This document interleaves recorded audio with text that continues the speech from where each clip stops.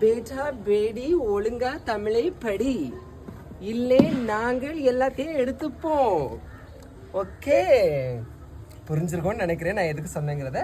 Okay, வாங்க இன்னைக்கு தமிழோட வேர்ச்சொல் படிக்கலாம். சரியா? இந்த வேர்ச்சொல் அப்படின்னா ஒரு சொல் நம்ம சொல்கிறோம் பார்த்தீங்களா, அந்த சொல்லு இந்த சொல்லுல இருந்து தான் தோன்றி இருக்கும். சரியா? இப்போ பாருங்க, நடத்தல். ஓகேவா? இதை வச்சு நிறைய சென்டென்ஸ் நம்ம மேக் பண்ணலாம், நிறைய சொற்களையும் நம்ம உருவாக்கலாம். இப்போ நடந்தான், நடப்பான், நடக்கின்றான், நடந்து கொண்டே இருக்கின்றான், எல்லாத்துக்குமே வேர்ச்சொல் என்ன? நட.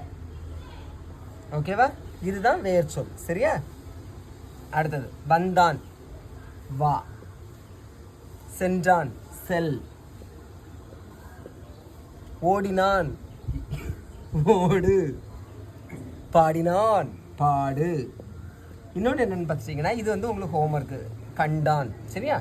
இதில் இந்த வேர்ச்சொல் எல்லாமே அது மீன்ஸ் பகுதி எப்படி வரும் அப்படின்னு பார்த்துட்டிங்கன்னா, கட்டளை இடுறது மாதிரி தான் வரும். ஓகேவா? இது வந்து உங்களுக்கு பகுபத உறுப்பிலக்கணத்திலும் வரும். உங்களுக்கு புரிஞ்சுதா?